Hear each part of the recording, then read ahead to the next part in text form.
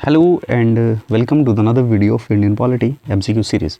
This video is helpful for exams like UPSC, HPS, allied entities. ठीक है जी. This video is presented by me. My name is Vishal. चलिए, let's get started. First question we have: which of the following statement regarding the fundamental duties contained in the Indian Constitution are correct? Fundamental duties can be enforced through writ jurisdiction. Second, we have fundamental duties have formed a part of Indian Constitution since its adoption. Okay, let's see the third statement.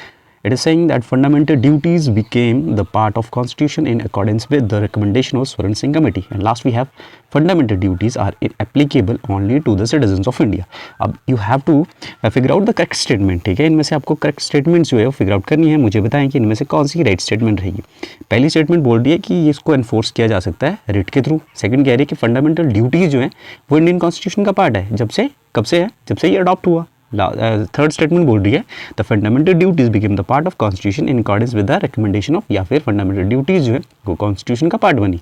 किसकी recommendation पे? Swaran Singh committee की recommendation पे. Last है fundamental duties are applicable only to the citizen of India. तो only सब ध्यान से देखना है, ये फंडामेंटल ड्यूटीज सिर्फ और सिर्फ आपकी किसके लिए? सिटीजन ऑफ भारतीय नागरिकों के ऊपर ये एप्लीकेबल होती है. तो इसका करेक्ट आंसर क्या होगा?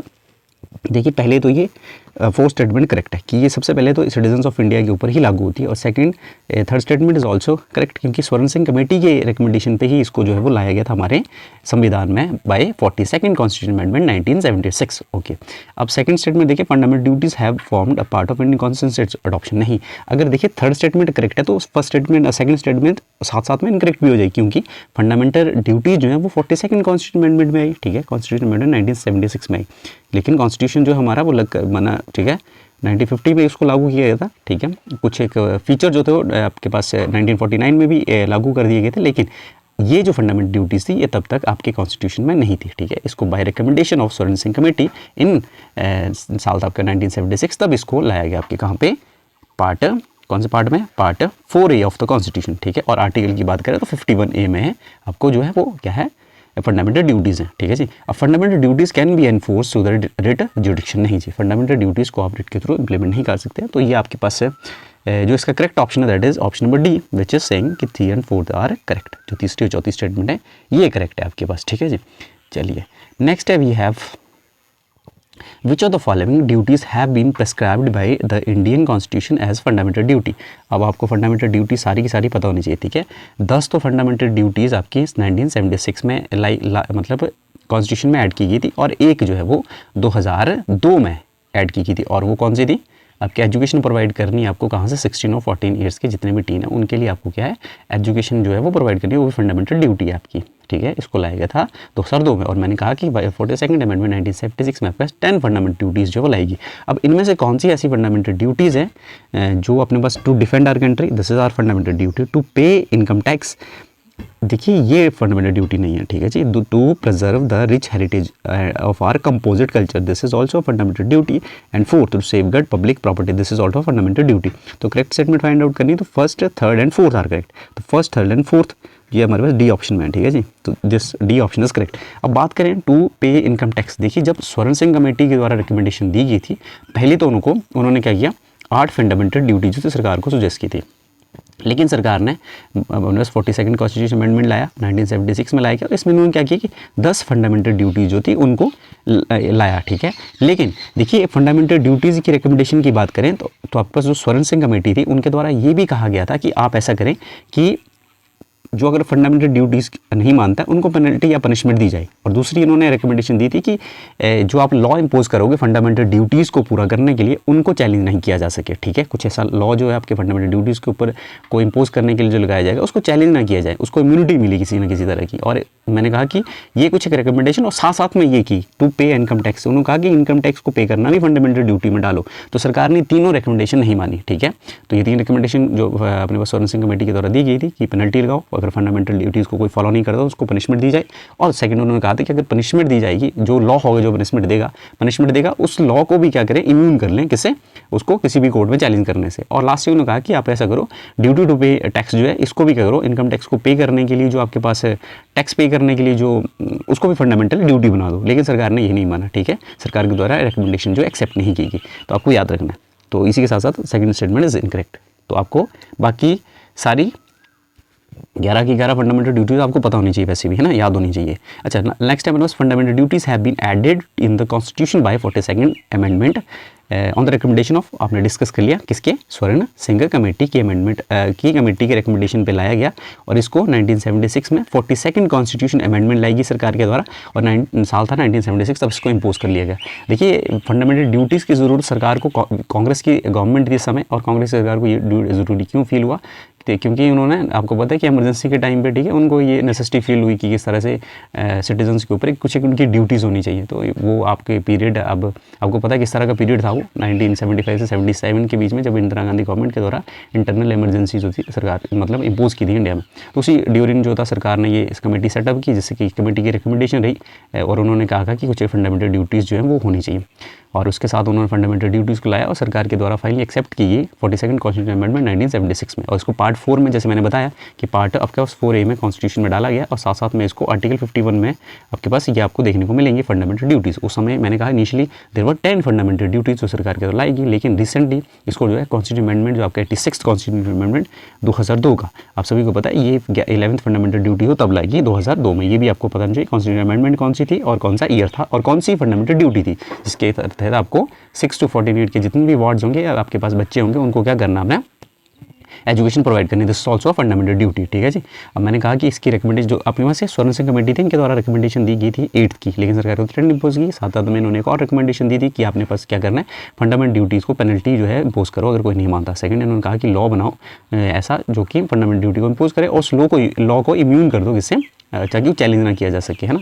और लास्टली उन्होंने कहा था कि ड्यूटी टू पे टैक्स जो है वो भी फंडामेंटल ड्यूटी होनी चाहिए। तो ये आपको स्वर्ण सिंह कमेटी के बारे में कुछ एक रिकमेंडेशन पता होनी चाहिए क्यों अपने पास यहाँ पे फंडामेंटल ड्यूटीज़ आई। Which of the following features are present in the Indian constitution, अब इनमें से कौन सा फीचर जो है इंडियन कॉन्स्टिट्यूशन में प्रेजेंट है। Multiple procedures for amendment, states are not empowered to initiate amendments, and third है joint sitting for the parliament to resolve dispute regarding constitution amendment. Select the correct answer. अब आपको correct answer जो है निकालना है, इनमें से बताएं इनमें से कौन सा करेक्ट आंसर है, इसमें से आपको करेक्ट बताना मेरे को।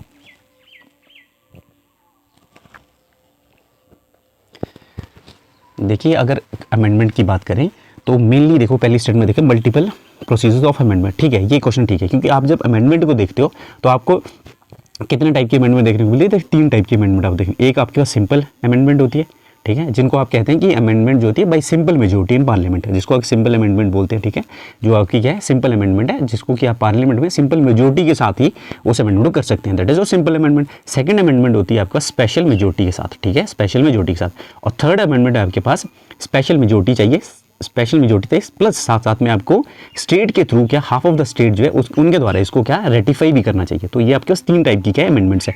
ये निचले वाली 2 जो है कम्स अंडर आर्टिकल 368। अब 368 के तहत आप क्या करते हो, आर्टिकल 368 के तहत गवर्नमेंट जो आपके पार्लियामेंट जो है पावर की है किसी अमेंडमेंट लाने के लिए।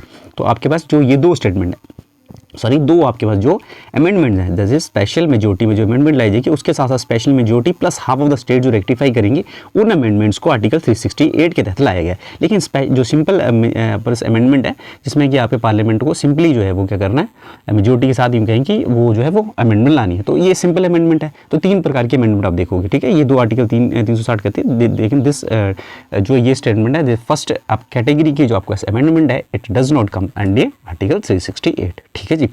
ओके, अपने पास नेक्स्ट है, अब इसमें से देखो आप, तो ये तो हो गया आपके पास सही स्टेटमेंट क्योंकि मल्टीपल है, 3 है अपने पास, ठीक है जी। सेकंड हो गया, सेकंड बोलते हैं कि state are not empowered to initiate amendment. देखिए ये जो है ठीक स्टेटमेंट है। अब देखिए किस तरह से आप इनिशिएट करते हो किसी भी स्टेटमेंट को, आप एक बिल के थ्रू ओनली एक बिल आप लाओगे, उसके थ्रू आप किसी भी हाउस ऑफ पार्लियामेंट के किसी भी हाउस में, दैट इज लोकसभा या राज्यसभा में इनिशिएट कर सकते हो इसको अमेंडमेंट को, ठीक है, ये तो है। लेकिन स्टेट जो है, स्टेट्स जो है उनको इस तरह की अमेंडमेंट को लाने की कोई प्रोसीजर नहीं है बाय इन कॉन्स्टिट्यूशन, ठीक है। तो याद रखना इसमें से सिर्फ एक्सेप्ट एक चांसेस होता है जब स्टेट चाहे ना कि वो अपने यहाँ से ना लेजिस्लेटिव काउंसिल को हटाए, उसके लिए सिर्फ वो रेजोल्यूशन पास कर सकती है। स्टेट अपने यहाँ से अपने पास से क्या रेजोल्यूशन पास करेगी, किसके पास जाएगा, पार्लियामेंट के पास जाएगा। फिर फाइनली पार्लियामेंट डिसाइड करेगा कि वहाँ से आपको लेजिस्लेटिव काउंसिल को हटाना है या नहीं हटाना है। ये हम करंट आए दिनों देखते भी रहते हैं, जिन स्टेट्स में लेजिस्लेटिव काउंसिल है, स्टेट उसको हटाना चाहती है तो वो कहती है वो अपने यहाँ से रेजोल्यूशन पास करके पार्लियामेंट के पास भेजती है। लेकिन फाइनली जो अपने पास डिसीजन मेकिंग पावर है वो आपके पास किससे है, that lies with the parliament only. ठीक है, तो पार्लियामेंट डिसाइड करेगा कि उसको एक्सेप्ट करना या नहीं करना। तो इस तरह से आप देख सकते हैं कि जो स्टेट जो है उसको अमेंडमेंट इनिशिएट करने की पावर नहीं है। ठीक है, सिर्फ एक केस एक्सेप्ट वन केस बताया जिसमें सिर्फ वही रेजोल्यूशन पास करेगी और लेजिस्लेटिव काउंसिल केस में ना, पर वो भी फाइनली फिर पार्लियामेंट ही डिसाइड करेगा कि उसको एक्सेप्ट करना है, उस अपने पास क्या नहीं इनिशिएट करना है कि नहीं उस अमेंडमेंट को। ठीक है जी, तो उसके बाद मैंने कहा कि second statement is true, states के पास नहीं है। ठीक है, लेकिन आप किसी भी ना हाउस में इनिशिएट कर सकते हो, मतलब आप पार्लियामेंट के किसी हाउस में इनिशिएट कर सकते हो इसको। ठीक है जी, next we have joint sitting of parliament to resolve dispute regarding constitution amendment. देखिए दिस इज ऑल्सो क्या इनकरेक्ट, ज्वाइंट सिटिंग का प्रोविजन नहीं दिया गया है किस केस में, अमेंडमेंट के केस में। ठीक है, तो डिस्प्यूट अगर हो जाए या बट आपके पास आपका सहमति नहीं बनती है, ठीक है, किसी भी लॉ के ऊपर, तो उसके ऊपर कोई केस नहीं दिया गया है। मतलब पार्लियामेंट ने कोई भी ऐसा ज्वाइंट सिटिंग का प्रोविजन नहीं दिया गया किस केस में, अमेंडमेंट के केस में। तो आपको याद रखना। लेकिन ये इसका एक इसमें ना फ्लॉज ये कहें कि जब इसको क्रिटिक्स इसको मानते हैं कि ये जॉइंट सिटिंग का प्रोविज़न आपने किस में दे के रखा है, सिंपल जो आपके पास लॉज है उनमें तो आपने दे के रखा हुआ है, लेकिन मेनली अगर बात करें तो इसमें आपने नहीं दिया। ठीक है,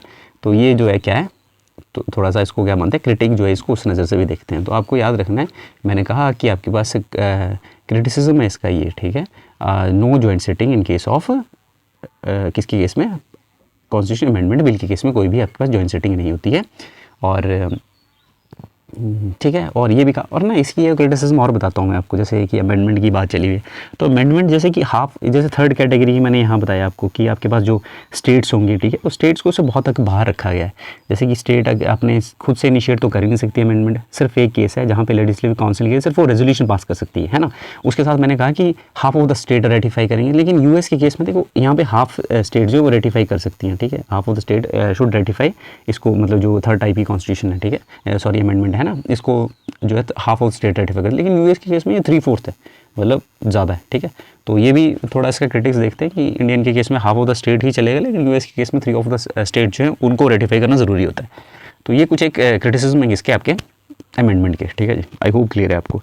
अब जॉइंट सिटिंग का बता दिया मैंने कि प्रोविजन कोई नहीं है, तो क्या आंसर बनेगा इसका, फिर करेक्ट आंसर फाइंड आउट करना था हमको।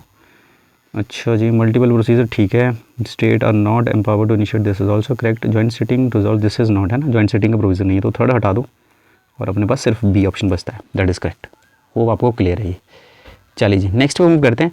An amendment of the constitution of India for the purpose of creating a new state must be passed by.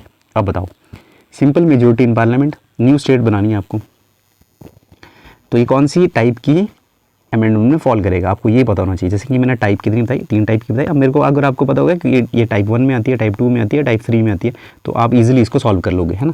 तो इसका पहले बोला simple majority in parliament, second बोला simple majority in parliament, ratification by not less than half of the state.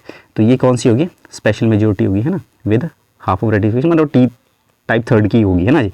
Type 3 की जो अपने पास है amendment है उसमें चला गया। 2/3 of the majority of the 2/3, okay, 2/3 तो हमने देखा नहीं था कहीं, है ना।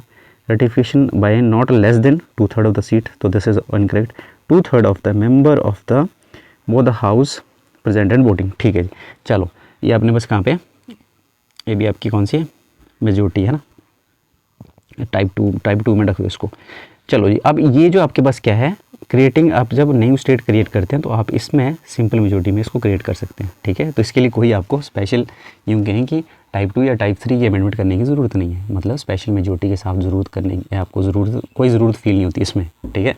तो ये याद रखना आपने कि जब आप स्टेट की बाउंड्री को अल्टर करते हो या स्टेट में आप है ना, स्टेट की जो आप बाउंड्रीज अल्टर कर रहे हो, तो ये किस में आती है, सिंपल मेजोरिटी के थ्रू कर सकते हो, ठीक है। आप इसमें अमेंडमेंट लाने की वैसे ही आपको कोई ज़रूरत नहीं है, मतलब स्पेशल मेजोरिटी नहीं चाहिए आपको, और special majority plus half of the state की रेटिफिकेशन भी इसमें आपको नहीं चाहिए होती है।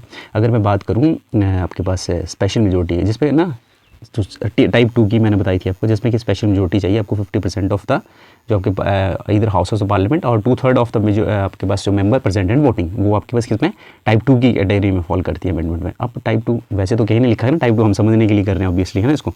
तो T2 में जो है उसमें जब आप T2 में कौन सी, जैसे फंडामेंटल राइट को अगर आपने वो करना है, फंडामेंटल, ठीक है, राइट को DPSPs को आपने क्या करना है, उसमें अल्टर करना है या उसमें अमेंडमेंट लानी है, तो आपको टाइप 2 की अमेंडमेंट वो चाहिए होगी, ठीक है। और टाइप 3 की अमेंडमेंट कब लागू होती है, जब जैसे ना फेडरल स्ट्रक्चर को, जब आपकी फेडरल स्ट्रक्चर को आपने चेंज करना है। फॉर एग्जांपल फेडरल स्ट्रक्चर आपने पढ़ा था जिसमें कि स्टेट जो है वो इन्फ्लुएंस होगी, जैसे कि प्रेसिडेंट का इलेक्शन हो गया, ठीक है, उस केस में पावर एग्जीक्यूटिव की पावर का डिवीजन रहेगा। देखिए हमने जब फेडरल स्ट्रक्चर पढ़ा था तो आई एम श्योर आपने वहाँ पे ध्यान दिया होगा कि हमने फेडरल के कुछ एक फीचर्स पढ़े थे, जैसे कि फेडरल गवर्नमेंट क्या होती है, आपका कॉन्स्टिट्यूशन रिजिड रहेगा, रिटन कॉन्स्टिट्यूशन रहेगा, अमेंडमेंट जो है थोड़ी रिजिड रहेगी, उसके साथ साथ आपने देखा पावर का सेपरेशन रहेगा, ठीक है।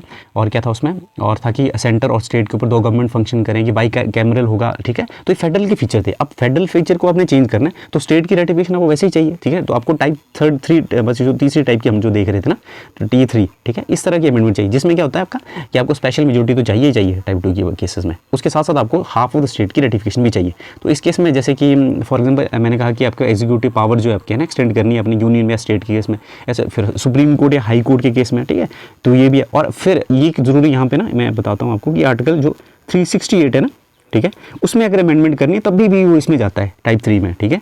मतलब आर्टिकल 368 को अपने अमेंड करना है तो वो भी क्या होगा, वो भी special majority with half of the state ratification की हेल्प से अब किया जाएगा। तो ये मतलब इसको आपने ध्यान से देखना है, ये कुछ एक वो है क्या बोलते हैं इसको, ज़रूरी से इंपॉर्टेंट चीज़ें इसमें जो आपको मिस नहीं करनी है, ठीक है। जब भी मतलब इसको पढ़ो ना तो इस टाइप में तोड़ के देख लेना आप, इस तरह से हेल्प हो जाएगी थोड़ी आपकी, है ना। चलो नेक्स्ट पे मूव करते हैं। आई होप आपको यहाँ तक क्लियर है। अगर नहीं है क्लियर, थोड़ा मैंने अगर जल्दी बताया या कहीं भी आपको समझने में थोड़ा इशू आ रहे हैं तो आप कमेंट में बताना, इसको थोड़ा हम डिस्कस करेंगे, ठीक है। आई थिंक ये हो चुका है। ये बताएं, which of the following are considered as part of the basic structure of Indian constitution. अब बेसिक स्ट्रक्चर का अगर बात करें इंडियन कॉन्स्टिट्यूशन के, तो इनमें से कौन सा पार्ट है इसका basic structure of Indian constitution, बताओ मेरे को कौन सा पार्ट है बेसिक स्ट्रक्चर का। पहला ऑप्शन है republication and democratic of government, okay. Secular character of the constitution, ठीक है जी। Division of the power fundamental right, division between fundamental right and DPSPs, okay. Federal character of the constitution. देखिए अगर आप बात करें बेसिक स्ट्रक्चर की, तो बेसिक स्ट्रक्चर में आपके पास republication of democratic form of government भी आता है, secular character of the constitution भी आता है, और फोर्थ आपका federal character of the constitution भी आता है। मतलब 1, 2 and 4 सॉरी, है ना, 1, 2 and 4 कहाँ पे, 1, 2 and 4 डी में, तो दिस इज करेक्ट। अगर बात करें division of the fundamental, division between fundamental right and DPS, देखिए डिवीजन नहीं है, देखिए डिवीजन के अगर बैलेंस होता है ना इस पे यहाँ पे, तो ये करेक्ट होती है statement, balance between fundamental right and DPSP। तो आपके पास जो बेसिक स्ट्रक्चर है उसमें ये कहा गया है कि आपके पास जो फंडामेंटल राइट्स हैं आपके पास, और साथ साथ में आपके पास क्या है DPSP है, उसके बीच में वो हार्मनी और बैलेंस बना के रखना है, ठीक है, ना कि डिवीजन। तो डिवीजन जो है इसकी वजह से ये स्टेटमेंट में इनकरेक्ट होती है। उसके साथ साथ फंडामेंटल जो आपके पास बेसिक स्ट्रक्चर है इसमें क्या क्या आता है, कॉन्स्टिट्यूशन आपका सुप्रीम होना चाहिए, आप सॉवरेन गवर्नमेंट को फॉलो करेंगे, रिपब्लिकन होगी, डेमोक्रेटिक नेचर की आपकी इंडियन पॉलिटी होगी, सेपरेशन ऑफ पावर रहेगी अपने पास किस किस के बीच में, जुडिशरी या फिर आपके पास जो एग्जीक्यूटिव जुडिशरी है ना उनके बीच में, और लेजिस्लेचर के बीच में आपके डिवीजन ऑफ पावर होगी, फेडरल कलेक्टर होगा कॉन्स्टिट्यूशन का, यह भी डिस्कस को, यूनिटी और इंटीग्रिटी ऑफ नेशन, ठीक है, सेक्युलर कॉन्स्टिट्यूशन जैसे कि डिस्कस करिए, फेडरल कलेक्टर भी है, फेयर एंड फ्री इलेक्शन है, इक्वालिटी का प्रिंसिपल रहेगा, rule of law, parliamentary system, बहुत सी क्या बोलते हैं इसको सरकार कहेंगे बेसिक स्ट्रक्चर जो है उसको ले डाउन किया गया, ठीक है। बेसिक स्ट्रक्चर जो है उसके कुछ एक एलिमेंट्स हैं, ये कहेंगे एलिमेंट ऑफ बेसिक स्ट्रक्चर है, तो याद रखना आपको, ठीक है। डिवीजन के केस में सिर्फ गलत हुआ, अगर यहाँ पे बैलेंस होता या हार्मनी होती है between fundamental right and DPSP, ये बेसिक स्ट्रक्चर है, लेकिन डिवीजन नहीं है अब इन बेसिक स्ट्रक्चर। तो दिस डिवीजन की वजह से हमारा ये क्वेश्चन गलत होता है, तो थर्ड को हटा देते तो आप भी आसानी से आप इस क्वेश्चन को अटेम्प्ट कर सकते थे। चलिए next we have, in which case did the Supreme Court pronounce the judgment for the first time that the basic structure of the constitution cannot be amended by parliament, ठीक है। ये बहुत आसान सा प्रश्न है, आई एम श्योर आपने बहुत बार देखा होगा। बेसिक स्ट्रक्चर की जो यूँ कहें कि बेसिक स्ट्रक्चर फर्स्ट टाइम कब जो है वो सुप्रीम कोर्ट के द्वारा कहा गया, किस जजमेंट में कहा गया, क्या वो शंकर प्रसाद केस में कहा गया, गोरखनाथ केस में कहा गया, केशवानंदा भारती केस में कहा गया, मीरवा मिल केस में कहा गया। तो इसका राइट आंसर आपके पास क्या है, option number C, Kesavananda Bharati case of 1973। अब अगर थोड़ी सी कहानी थोड़ी पीछे चलते हैं ना, देखिए जब आपका कॉन्स्टिट्यूशन स्टार्ट होता है ना तो क्या होता है उस समय, तो फंडामेंटल राइट को लेकर के सरकार और आपके पास सुप्रीम कोर्ट के बीच में टसल सी स्टार्ट हो जाती है, ठीक है। तो पहले क्या होता है कि पार्लियामेंट जो है वो 1951 में गवर्नमेंट एक्शन लेती है, फर्स्ट कॉन्स्टिट्यूशन अमेंडमेंट लाती है 1951 में, जिसके तहत सरकार जो है वो राइट टू प्रॉपर्टी, ठीक है, क्योंकि उस समय राइट टू प्रॉपर्टी कहता है आपका फंडामेंटल राइट था, तो सरकार क्या करती है, वो क्या करती है कि जो है वो बहुत से इसको क्या कहते हैं आप, लैंड रिफॉर्म्स लेके आती है, ठीक है, लैंड रिफॉर्म लेके आती है सरकार, क्या करती है तो उस फंडामेंटल राइट टू प्रॉपर्टी को कर्टेल करते हैं, मतलब ना वो जो कर्टेल करती है सरकार, गवर्नमेंट का एक्शन होता है कि फंडामेंटल राइट टू प्रॉपर्टी जो उसको कर्टेल करती है बाय फर्स्ट कॉन्स्टिट्यूशन अमेंडमेंट 1951। अच्छा जी, इसके एक साल के अंदर अंदर ही सरकार के पास एक केस चल जाता है जिसको आप कहते हैं, पहला केस था ये शंकरी प्रसाद केस, ठीक है। फिर यहाँ पे कॉन्स्टिट्यूशन जो है वो कॉन्स्टिट्यूशन सुप्रीम कोर्ट के पास केस चलता है, सुप्रीम कोर्ट फिर इसमें भी जजमेंट हो जाता है कि ठीक है भाई पार्लियामेंट के पास पावर है जो है वो किसको, फंडामेंटल राइट को अमेंडमेंट करने की, आर्टिकल जो आपके पास है 368 है उसके अंदर, ठीक है। सुप्रीम कोर्ट ये जजमेंट देता है। उसके बाद सुप्रीम कोर्ट कहता है कि आर्टिकल 13 आपने पढ़ा होगा, आई एम श्योर, जब आप फंडामेंटल राइट पढ़ रहे थे, उसमें कुछ एक लॉ डिफाइन है, अगर उन कुछ लॉज ना अगर वो फंडामेंटल राइट को वायलेट करेंगे तो उन लॉज को नलिफाइड कर दिया जाएगा ना, वाइड कर घोषित कर दी। लेकिन उन्होंने कहा कि आर्टिकल 13 में जो लॉज लिखेंगे आपका जो अपने पास कॉन्स्टिट्यूशन अमेंडमेंट है उन लॉ के अंदर नहीं आता वो, ठीक है। तो मतलब सरकार की पूरी तरह से सपोर्ट किया गया by Supreme Court in 1951 in this case, ठीक है, शंकरी प्रसाद केस में 1951 की बात है। उसके बाद धीरे धीरे आप देखोगे कि साल आता है 64, सरकार कहती है 17 कॉन्स्टिट्यूशन अमेंडमेंट लेकर के आती है और कुछ एक एक्ट्स होते हैं स्टेट के, उनको फिर 9th शेड्यूल में डाल दिया जाता है ताकि वो जुडिशियल रिव्यू से बच जाए, इम्यूनिटी के लिए, है ना। तो क्या करती है फिर सरकार की, फिर आपका सुप्रीम कोर्ट वेट ही कर रहा होता है और सुप्रीम कोर्ट नेक्स्ट केस आता है आपका 1964 में, और ये केस आपने सुना होगा, ठीक है, गोलखनाथ केस, ठीक सुना ना आपने, गोलखनाथ केस बस स्टेट ऑफ पंजाब 1967 में केस जाता है इनके पास सुप्रीम कोर्ट फिर क्या करता है, अपनी पुरानी जजमेंट जो उन्होंने शंकरी प्रसाद के केस में दी होती है उसको रूल करते हैं। वो कहते हैं कि 17 कॉन्स्टिट्यूशन अमेंडमेंट जो सरकार के द्वारा लाया गया है, ठीक है, जिसके अंदर उन्होंने कुछ एक स्टेट की जो एक्ट्स है उनको कहाँ पे शेड्यूल 9 में डाला ना, तो वो कहते हैं कि वो जो है वो क्या है, वो जो है वो चैलेंज किए गए बाय सुप्रीम कोर्ट में वो चैलेंज हुए। और उन्होंने अपनी पहली जजमेंट जो मैंने कहा कि इस केस में दी कि इस केस में क्या कहा था सुप्रीम कोर्ट ने कि सरकार के पास पावर है क्या है वो आपके पास फंडामेंटल राइट को ले सकती है, और साथ साथ में जो आर्टिकल 13 के अंदर लॉ जो आते हैं उनमें जो आपका कॉन्स्टिट्यूशन अमेंडमेंट लॉज है, अमेंडमेंट जो लॉ ये उसमें नहीं आता, उस कैटेगरी में, उस कैटेगरी लॉ में फॉल नहीं करता। लेकिन इस केस में उल्टा कर दिया सरकार ने गोलखनाथ केस में कहा कि आपके जो फंडामेंटल राइट है वो सबसे श्रेष्ठ है, ठीक है, वो सबसे ऊंचा, उनको आप इस तरह से ले नहीं सकती पार्लियामेंट, ठीक है। और जो आपके पास आर्टिकल 13 में जो लॉज की डेफिनेशन है, आपका जो कॉन्स्टिट्यूशन अमेंडमेंट है वो भी इसी लॉज में आता है, ठीक है, उसको आप सेपरेट नहीं कर सकते। तो ये किसी गोलखनाथ केस में सरकार के द्वारा ये वो दी गई जजमेंट दी गई, फिर गवर्नमेंट ने द्वारा फिर एक्शन हुआ, ठीक है। 1971 में गवर्नमेंट ने क्या किया, ये बहुत ही फेमस है, 24th कॉन्स्टिट्यूशन अमेंडमेंट एक्ट लाया और साथ साथ में इन्होंने क्या कर डाला, जो आर्टिकल 13 है और 368 दोनों को अमेंडमेंट कर डाला, ठीक है, इनको दोनों को अमेंड कर दिया। और फिर से सरकार ने कहा कि हमारे पास पावर है कि गवर्नमेंट जो आपके पास पार्लियामेंट है वो आपके पास आपके जो फंडामेंटल राइट्स है उनको ले सकती है, ठीक है, अंडर आर्टिकल 368। और उन्होंने कहा कि ये जो 360 अंडर 8 के अंदर जो कॉन्स्टिट्यूशन अमेंडमेंट होगी वो 13 के अंदर जो लॉज हैं उनकी डेफिनेशन में वो नहीं आती है, ठीक है। तो हमारे पास पावर है कि हम फंडामेंटल ले सकते हैं। तो ये अब गवर्नमेंट का एक्शन हुआ। अब गवर्नमेंट ने जब एक्शन किया तो आपका सुप्रीम कोर्ट के पास क्या था, रिएक्शन करने का फिर से टाइम मिला। तो सुप्रीम कोर्ट के द्वारा रिएक्ट किया गया इन केशवानंदा भारती केस। तो अब हम कहानी यहाँ पहुंची, केशवानंदा भारती केस जो फिर से आता है, सुप्रीम कोर्ट जो है फिर से क्या करती है, फिर अपहेल्ड करती है, ठीक है, सुप्रीम बोलती है ठीक है आपने जो लॉ लाया 24th कॉन्स्टिट्यूशन अमेंडमेंट लाया 1971 का उसको हम एक्सेप्ट करते हैं, कोई बात नहीं, ठीक है, उस लॉ के अकॉर्डिंग जो है ठीक है आपके पास पावर है किसकी, आप फंडामेंटल राइट्स को क्या करते हैं, आप अमेंडमेंट कर सकते हैं, आपके पार्लियामेंट के पास पावर है, ठीक है, आप फंडामेंटल राइट्स को you can take away the fundamental rights, parliament को कहती है आपके पास कौन, सुप्रीम कोर्ट। अच्छा जी, लेकिन साथ साथ में सुप्रीम कोर्ट की कहती है कि बेसिक जो है वो बेसिक स्ट्रक्चर की जो है एक डॉक्ट्राइन जो वो फर्स्ट टाइम ला करके रख देती है कि ये बेसिक स्ट्रक्चर है। अब सुप्रीम कोर्ट कहती है कि ये बेसिक स्ट्रक्चर है, अगर आपको अमेंडमेंट लानी है तो मेक श्योर कि ये बेसिक स्ट्रक्चर जो है ये आपके अमेंडमेंट जो है इसको क्या है, बेसिक स्ट्रक्चर को खराब ना करे, ठीक है। तो आप बेसिक स्ट्रक्चर को अल्टर नहीं कर सकते, मेनली आप बेसिक स्ट्रक्चर को चेंज नहीं कर सकते, ठीक है, अपनी अमेंडमेंट के थ्रू। तो power of parliament in article 368 में जो आपके पास पावर है आप कॉन्स्टिट्यूशन को चेंज करने की, उसमें आप बेसिक स्ट्रक्चर को चेंज करने की पावर आपके पास नहीं है। तो इसी तरह से आपके पास बेसिक स्ट्रक्चर का जो पहली बार अपने पास क्या आता है, पहली बार जिक्र होता है वो कब होता है, केशवानंदा भारती केस इन 1973। तो आई एम श्योर आपको मैंने ये कहानी जो यहाँ पे डिस्कस की है, हालांकि मैंने थोड़ा इसको जल्दी बताया है, ठीक है, लेकिन ये कहानी आपको थोड़ा सा समझ में होनी चाहिए कि किस तरह से गवर्नमेंट और सुप्रीम कोर्ट के बीच में एक टसल जो है स्टार्टिंग से ही, मतलब 1951 से लेकर के 1973 तक किस तरह से चली रही। कभी गवर्नमेंट जो है कुछ एक्शन लेके उसका रिएक्शन जो है वो किसके द्वारा, सुप्रीम कोर्ट के लिए, सुप्रीम कोर्ट एक्शन फिर गवर्नमेंट के द्वारा रिएक्ट किया जाता है। तो आपके धीरे करके आपको इस तरह से बेसिक स्ट्रक्चर तक हम पहुंचते हैं। तो ये आपको बेसिक स्ट्रक्चर केशवानंदा भारती की मेनली आपको याद रखना है। चलिए नेक्स्ट क्वेश्चन है आपका, आई होप ये कहानी आपको क्लियर है। Which of the following statements is correct? अब निम्नलिखित में से कौन सी स्टेटमेंट करते हैं? The Constitution clearly lay down that what is its basic structure. Okay, the Supreme Court has elaborately defined the basic structure of the Constitution. देखिए पहली statement तो कॉन्स्टिट्यूशन में बेसिक स्ट्रक्चर का ऐसा कुछ नहीं था, ठीक है, ऐसा होता तो स्टार्टिंग से ही, क्योंकि इस तरह का क्या वो टसल नहीं होती, ठीक है, लेकिन मैंने कहा पिछले क्वेश्चन में पढ़ा तो ये कॉन्स्टिट्यूशन में तो क्लियरली लेड डाउन था ही नहीं बेसिक स्ट्रक्चर, ठीक है। अच्छा, supreme court has elaborately defined the basic structure of, elaborately define नहीं किया गया, ठीक है, ये भी मैं बताऊंगा क्यों। द लॉ कमीशन के द्वारा कुछ नहीं ऐसा बताया गया। Neither the supreme court nor the parliament have defined the basic structure of the constitution, ठीक है जी।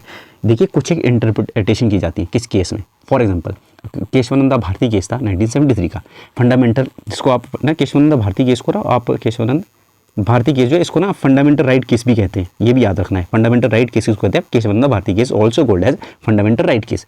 तो इसमें जो है कुछ एक एलिमेंट, मैंने कहा कि सुप्रीम कोर्ट क्या करेगी ना, केस आएगा, केस में कुछ एलिमेंट्स होंगे, उन एलिमेंट्स को मतलब उस केस से निकाल करके आपका फंडामेंटल जो आपका बेसिक स्ट्रक्चर जो बनता जाता है, ठीक है। तो ये इसका राइट आंसर है वैसे, neither the supreme court nor the parliament have define the basic structure, this is correct option. अब क्यों है, देखिए जब भी कोई केस आता था सरकार के सुप्रीम कोर्ट के नज़र में, जैसे केशवानंद भारती केस है, तो सरकार ने कुछ एक बेसिक स्ट्रक्चर किसके एलिमेंट जो रख दिए, जैसे कि आपका कॉन्स्टिट्यूशन सुप्रीम होगा, कॉन्स्टिट्यूशन की सुप्रीमेसी, ठीक है। उसके बाद सेपरेशन ऑफ पावर बिटवीन आपके पास जो अपने पास ना लेजिस्लेचर बिंग है, एग्जीक्यूटिव और जुडिशरी के बीच में अपने पास जो पावर्स हैं वो अलग अलग होंगी। रिपब्लिक डेमोक्रेटिक गवर्नमेंट होगी, सेकुलर करेक्टर होगा, फेडरल करेक्टर होगा, सॉवर्निटी होगी देश में, ठीक है, पार्लियामेंट्री सिस्टम होगा। ये आपने के पास कब ड्रॉ किया, केशवानंद भारती केस में।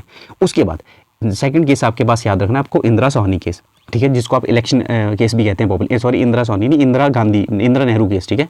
इंदिरा सोहनी तो बाद में आएगा, अभी 1992 में आएगा वो, ठीक है, लेकिन इंदिरा सोहनी केस में जिसको इलेक्शन केस भी कहते हैं पॉपुलरली। अब इस केस में भी सरकार के द्वारा कुछ सुप्रीम कोर्ट के द्वारा कुछ और एलिमेंट जो बेसिक स्ट्रक्चर के ले डाउन किए गए। मिलेनियम मिल केस, इसमें फिर आपका जुडिशियल रिव्यू, ठीक है, इस तरह की सरकार के द्वारा बार बार इंटरप्रेट किया जाता है, ठीक है। बेसिक स्ट्रक्चर को इस तरह से बनाया गया, मतलब कॉन्स्टिट्यूशन आपके पास है सुप्रीम कोर्ट के द्वारा। तो कहीं अब मिलेनियम केस में जुडिशियल रिव्यू लाया गया, उसके बाद धीरे धीरे देखोगे ना आप, तो जैसे कि मैंने इंदिरा सोहनी केस बताया आपको 1992 का, उसमें रूल ऑफ लॉ जो है वो बेसिक स्ट्रक्चर में डाला गया। तो ये कुछ एक इंटरप्रिटेशन की गई बाय सुप्रीम कोर्ट अपने पास अलग अलग टाइम पे, ठीक है, इस तरह से आपका बेसिक स्ट्रक्चर बनता गया। लेकिन कहीं भी neither the supreme court nor the parliament has define the basic structure, ठीक है, कहीं भी इसको डिफाइन नहीं किया गया। तो ये आपको याद रखना है, इस तरह से बनता जा रहा है, ठीक है। चलो आई होप आपको ये क्लियर है यहाँ तक की। आज की क्लास में यहीं ख़त्म करूँगा, ठीक है, होपफुली आपको क्लियर है। थोड़ा सा आज ज़्यादा डिस्कस कर लिया हमने, तो और thank you so much watching. अगर वीडियो आपको हेल्पफुल लगती है तो you can like this video, और अगर आपको और किसी की हेल्प करनी है तो यू कैन से ऑल्सो, ठीक है जी। See you in the next class, thank you so much for watching.